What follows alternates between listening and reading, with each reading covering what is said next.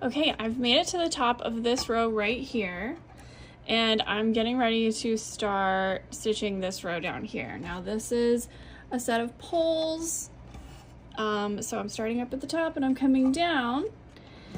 But instead of going across the heart, I'm going to use the heart as the stopping point for this row, and then I'm going to change rows as I do that. So I'm gonna get to the end of this row here, and then I am just going to act like this section above the heart is just its own new section.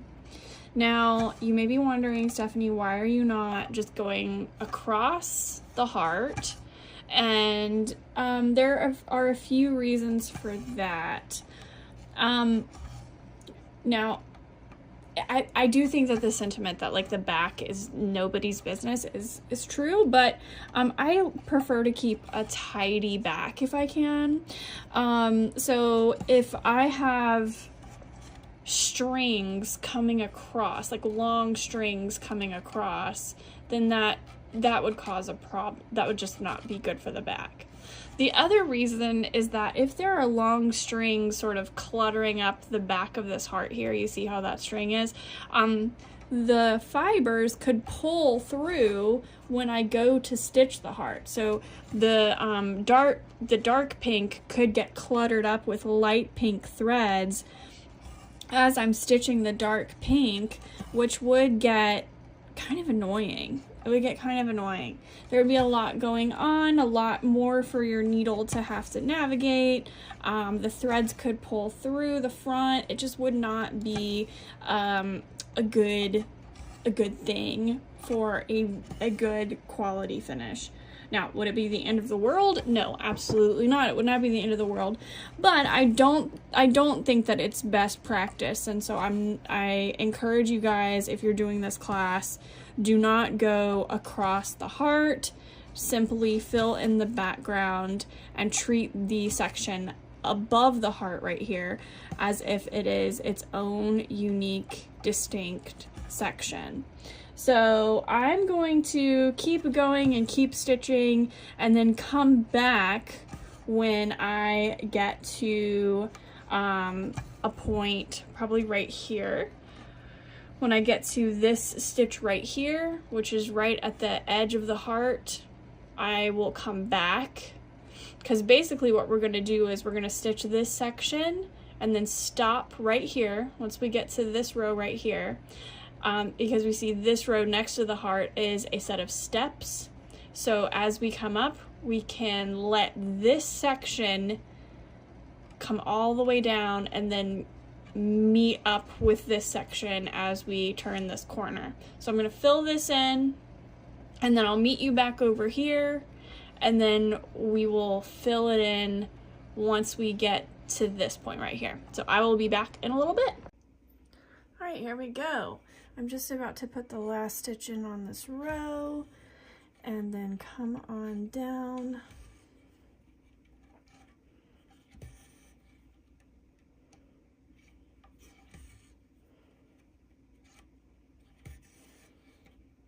All right, so this row, as you can see, ends with the heart sort of catching it up here with the poles. It changes to pink on this row, but then there's nowhere for me to go other than way down here.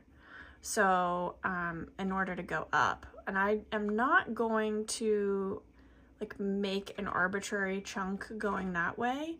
You really want your rows to go all the way across until they bump into something. So like here we went all the way across, here we're going all the way across. So since I have sort of reached the end point, I am going to end my thread here and then pick back up with the stitching way over here. So again, just gonna cast or anchor my thread in here. Again, I'm doing it vertically, not on the diagonal. Cut off the little tail. Ta-da! right, and then I'm gonna start way back over here.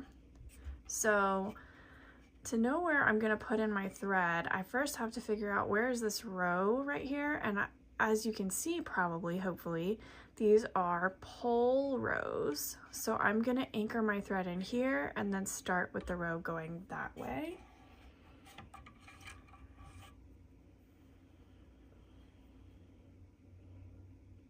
Now, of course, saying that I'm going to anchor it in at a place on the front, you sort of have to, sometimes I put my finger, I like look on the front and then I put my finger sort of where I want it.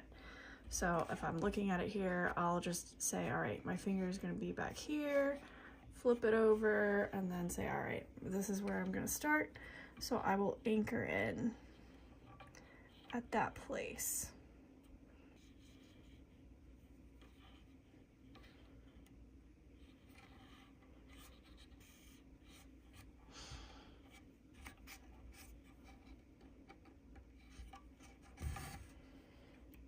So again, going to stitch this section until I reach the row that'll connect me with this row right here. So I'm just gonna keep stitching until I reach probably that row right there. So I'm gonna have to, once I get around in here in this neighborhood, once I make it down there, I'm gonna have to start paying really close attention to where I am and then see if I can stop at the right point. So I'm gonna again stitch this section, and I hope you guys will stitch it too, and then we'll meet back when we are ready to take the thread all the way up. Okay, I have almost made it. I have, I think, 2 more rows to stitch, and then I will be where I need to go all the way up. But I wanted to show you the process and also explain the thought process here. So again, going up these rows,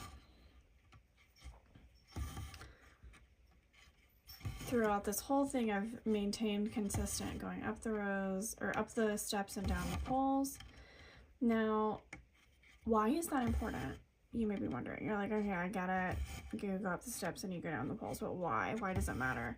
It's really just to keep you consistent through the piece. It's a mnemonic device, like I said, but you do not have to do poles and steps, but whatever you start with on a piece, you want to keep consistent through the piece so that you don't show any errors on the front.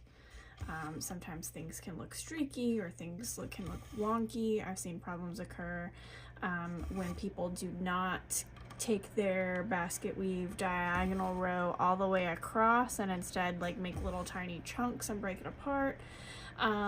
So I've just seen some problems occur when you don't keep things consistent, especially when you're doing the same color or doing a very large background. Okay, so I've made it all the way across, so you see this really gorgeous straight line, and now I'm down here at the bottom ready to climb all the way up the steps, and then we will finish off the background of this canvas.